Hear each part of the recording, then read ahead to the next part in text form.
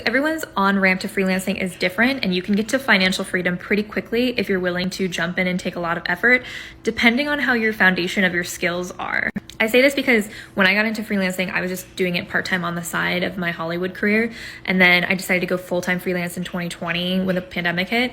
And in the 2 years that I went full-time freelance, I went from $4,000 a month to over $32,000 a month pretty quickly. But that's because I already had a really strong foundation. I went to school to be a writer. I've always been a writer growing up. I'm very familiar with all of the different niches of copywriting. So by the time I was like really full-time, I'd had those skills. But at the same time, the kind of freelance economy that I started in is different than the one that's here now. People have gotten so much more comfortable with working with remote talent after the pandemic. And that's actually been honestly a huge boon for the freelance talent marketplace, because people don't need you to be in the same city or in the same office as them. You can just work with them on Zoom, and everyone knows how to use it now.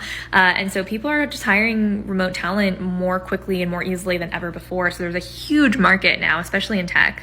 The advice that I usually give everybody is start part-time, see if you like it, see if you enjoy the freelance lifestyle, and then if you can, start to really ramp up. And then the moment you're able to quit your full-time day job and go full-time freelance, do it, because you're not going to be able to put in the effort that you need to really see real results in freelancing until you go full-time.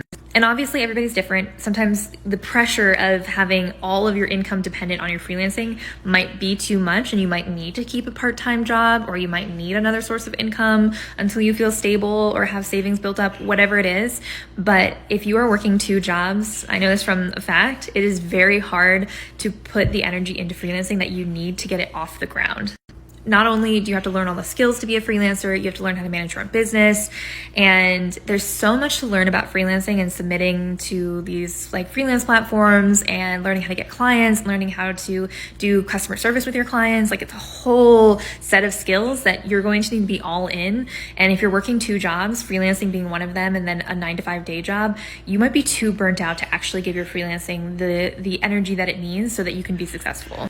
I would start by figuring out what is the bare amount of monthly income that you need every month to survive, and how can you set your freelance rate so that you can get there and have your freelancing be a steady source of income where you can also save money and build a safety net for yourself. And as soon as you're able to hit that with your freelancing, quit your day job, go all in on freelancing, and then watch that grow. Because if you're hitting healthy numbers just to cover your expenses right away, you're just gonna go astronomical from there. There's a huge demand for freelance talent right now.